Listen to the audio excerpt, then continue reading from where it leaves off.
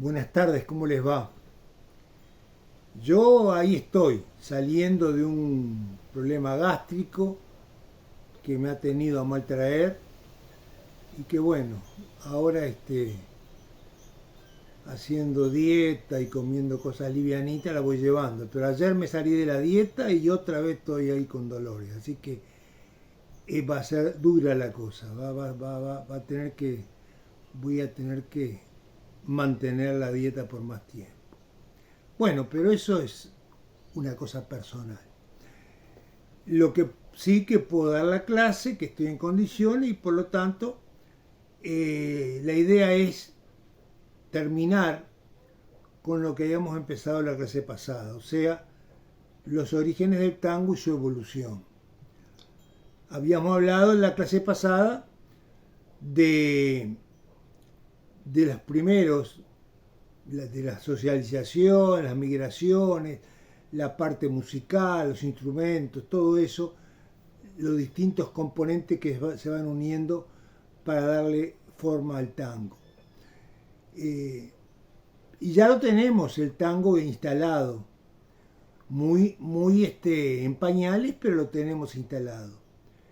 Y a esta altura, estamos hablando de 1910 aproximadamente, a esta altura ya el tango sale de los prostíbulos, que es donde había empezado, sale de ese ambiente y empieza a ir a los barrios. O sea, esos mismos músicos que tocaban en los prostíbulos ahora empiezan a tocar en los conventillos, en las esquinas, en los salones, en los lugares donde le dan las posibilidades, con una característica. Lo que se empieza a destacar, yo siempre dije esto, parece mentira, pero lo primero que se va a destacar en el tango es el baile del tango. O sea que todo este empuje que va a tener el tango a partir de ahora arranca con el baile. Y el baile es justamente al principio un poco a los tumbos, un poco a los golpes, pero de a poco los que más calidad tienen, los que más intuición tienen, empiezan a crear pasos, empiezan a formar determinadas figuras y poco a poco va a dar comienzo un baile de una música nueva que es el tango. Se baila en las calles, decíamos, se baila en los conventillos, se baila en los lugares donde hay posibilidades, con una particularidad.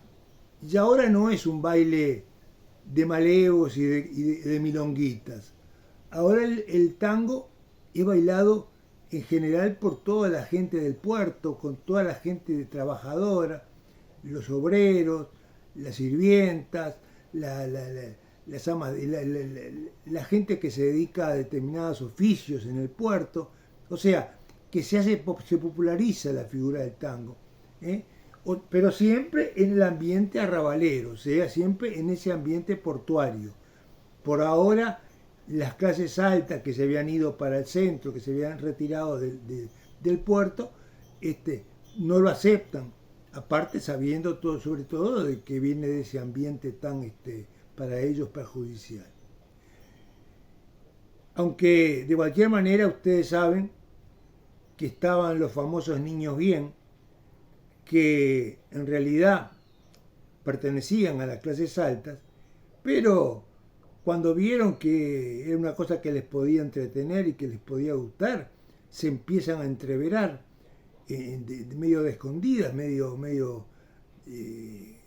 entran a los lugares de baile y van aprendiendo los pasos y van aprendiendo a bailar, y con una particularidad, que eso que ellos pueden hacer porque son hombres, son varones y no les cuesta mucho entrar en ambientes medios tenebrosos, no lo pueden hacer las mujeres. Y entonces, ¿qué pasa?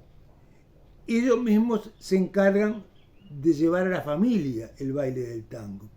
Entonces las hermanas, las primas, toda la muchachada de la época se empieza a entusiasmar con ese ritmo pero lo hacen en la casa, o sea, en la familia. Ahora tenemos que ver cuál es la base, por qué pueden bailar, pero todavía no lo hemos dicho. Lo que sí tenemos que decir es una cosa, que ya ahora aquellos tríos de flauta, guitarra y violín, orejeros, o sea, que tocaban de oído, ya no alcanza para la época que se está viviendo.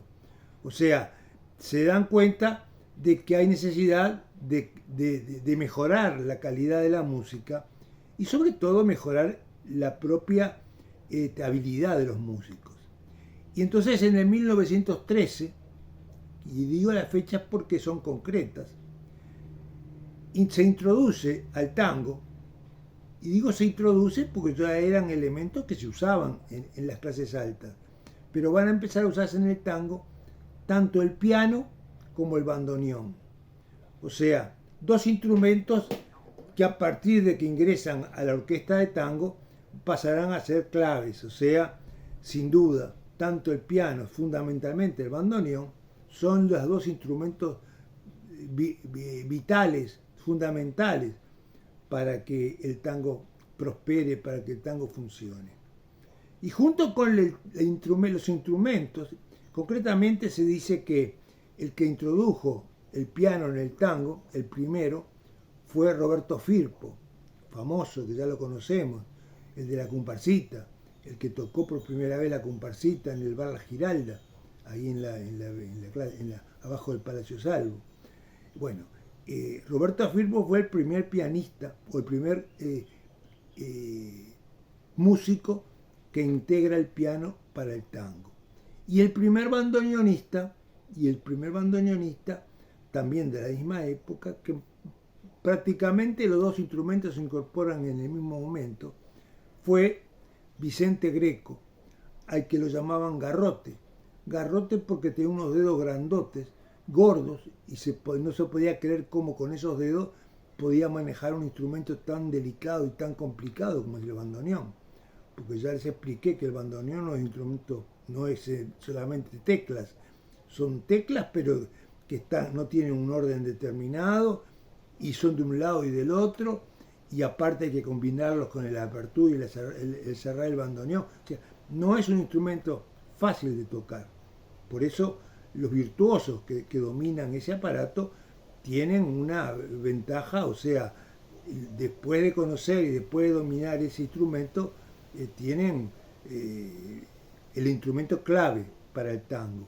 El bandoneón se va a transformar en el alma del tango. El alma del tango.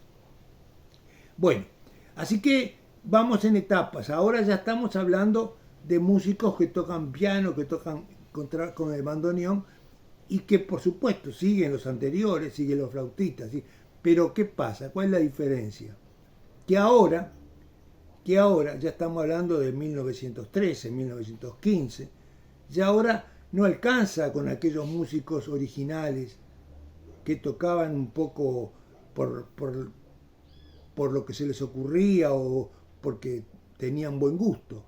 Ahora los músicos van a tener que ser de academia. O sea, los músicos de academia significa que tienen escuela, que tienen estudio, que saben partituras, que saben leer la música, que saben escribir música. Y todo eso lleva su trabajo. No se aprende música en un libro. Hay que ir a un profesor, hay que ir a una academia, hay que pagar. De alguna manera se va a crear una clase de músicos profesionales que van a dedicarse a eso concretamente. O sea, no es que complementen su trabajo. Se van a dar cuenta que si quieren hacer las cosas bien, van a tener que armar una orquesta y además dedicarle por entero a esa orquesta. Roberto Firpo fue la clave, o sea, fue uno de los primeros que empezó con orquesta típica. Incluso más, fue uno de los primeros que llegó a grabar. Y hablamos del tema de las grabaciones, porque ustedes me dirán, pero ¿y las grabaciones cómo?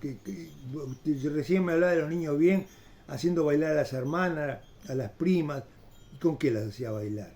Las hacía bailar porque apareció en el ambiente del tango, más que en el ambiente del tango, primero en Buenos Aires, la primera empresa de grabación. O sea,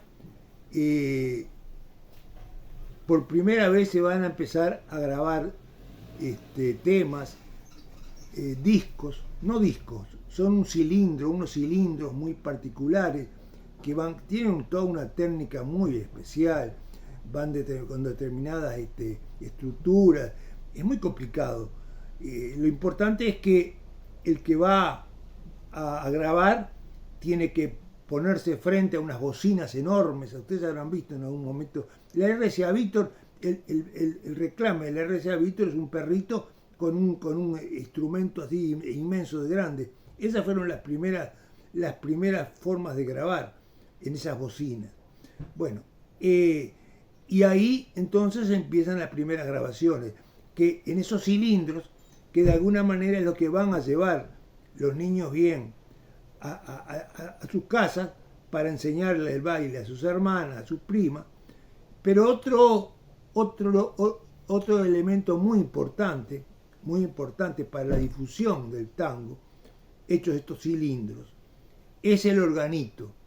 El organito, que es un instrumento viejísimo, que en definitiva, por lo general era un italiano que andaba por las calles adivinando la suerte, con una cotorrita que sacaba tarjetas de la buena suerte, pero que además iba tocando con el organito. Y bueno, y esa forma, o ese tema, ese elemento del organillo, o el organito, hace que no quede el tango recluido ahí en el arrabal, en la parte portuaria, sino que él recorre las calles, se mete para el centro, se mete por los barrios, y de alguna manera les va entrando la música a los pobladores. O sea, miren qué importante fue la figura del organillero. O sea, que de alguna manera hizo conocer por primera vez a mucha gente lo que era el tema del tango. No sé si les gustaba o no les gustaba. Lo importante es que por primera vez se empieza a recorrer ya por el centro, por el resto de la ciudad. Fundamentalmente, primero hablamos de Buenos Aires. El sistema del organillero y el pasaje de tangos. Bueno, ahora seguimos.